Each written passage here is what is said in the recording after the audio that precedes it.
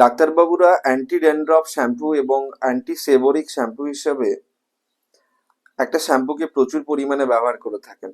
আজকে আমরা সেটা সম্বন্ধে জানবো এবং তার সাথে সাথে একদম শেষে জানবো যে এটাকে কিভাবে ইউজ করতে হয়, কারণ অনেকেই ব্যবহার করেন কিন্তু অরিজিনাল কিভাবে ব্যবহার করতে হয় সেটা জানেন না। আমরা সেটা সম্বন্ধে জানবো।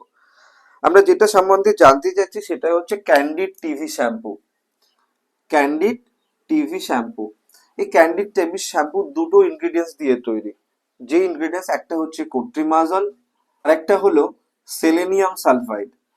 কোট্রিমাজল কি? কোট্রিমাজল হচ্ছে অ্যান্টিফাঙ্গাল আর সেলেনিয়াম সালফাইড হচ্ছে অ্যান্টিসেবোরিক। অ্যান্টিসেবোরিক মানে হচ্ছে যারা আমাদের সিবাম প্রোডাকশনটাকে কমিয়ে দেয়। সিবাম প্রোডাকশন আমাদের বডি তার স্কিনটাকে লুব্রিকেন্ট রাখার জন্য সিবেসিস গ্ল্যান্ড থেকে সিবাম প্রোডাকশন করেন। এই সিবাম প্রোডাকশন যদি অতিরিক্ত মাত্রায় কারোর ক্ষেত্রে হয়ে যায়, সেক্ষেত্রে তার ড্যান্ড্রাফ হতে পারে, ডার্মাটাইটিস হতে পারে, একনি হতে পারে, এই সমস্যাগুলো হতে পারে। তো সেটার প্রোডাকশনকে কমিয়ে দেওয়ার জন্য কি ব্যবহার করা হয়? ডাক্তারবাবু ব্যবহার করেন সেলেনিয়াম সালফাইড।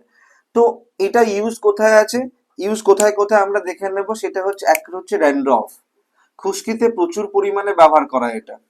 এছাড়া সেবোরিক ডার্মাটাইটিসে ব্যবহার করা। এই ডার্মাটাইটিসের অনেকগুলো ট্রিটমেন্ট আছে, কিন্তু তার মধ্যে লোকালি এই শ্যাম্পুটাকে প্রচুর ব্যবহার করা হয়। এছাড়া কোথায় না, itchy scalp due to fungal infection. যদি কারো ফাঙ্গাল ইনফেকশনের কারণে প্রচুর ইচিং হয় তার স্কাল্পে, তো সেক্ষেত্রে ডাক্তারবাবুরা প্রেসক্রিপশন করে থাকেন। আর কি করে না, help to reduce itchy and redness SCALP. যদি কারো সেক্ষেত্রে যদি ফাঙ্গাল ইনফেকশন বাদেও যদি কোনো কারণে তার ইচিং হয় এবং রেডনেস হয় স্কাল্পে, তো সেক্ষেত্রে ওই শ্যাম্পুটা ব্যবহার করলে অনেক উপকার পাওয়া যায়। এর মেন সাইড ইফেক্ট কি আছে? মেন সাইড ইফেক্টটা আমরা দেখে নেবো। সেটা হচ্ছে মাইল্ড স্ক্যাল্প ইরিটেশন। স্ক্যাল্পে একটা ইরিটেশন হতে পারে, বার্নিং সেন্সেশন হতে পারে, জ্বালা জ্বালা ভাব হতে পারে, ড্রাইনেস অফ হেয়ার, এটা প্রচুর হয়।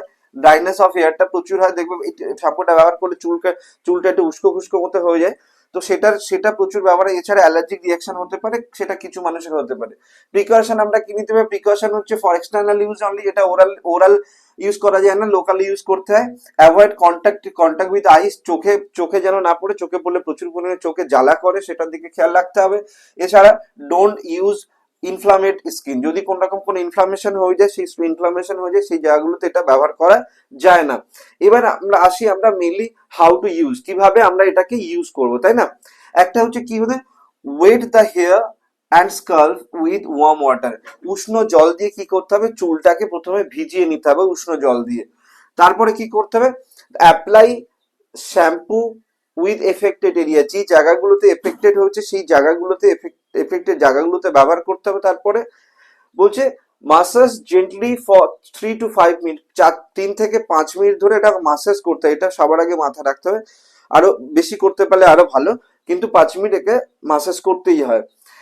কি করতে হবে না, রিন্স উইথ নর্মাল ওয়াটার দিয়ে এটাকে ধুয়ে ফেলতে হবে। আর usually use 2 to 3 time weekly, সপ্তাহে 2 থেকে 3 বার এটা ইউজ করতে হয়। এটা ছিল ক্যান্ডিড টিভি শ্যাম্পুর ব্যবহার।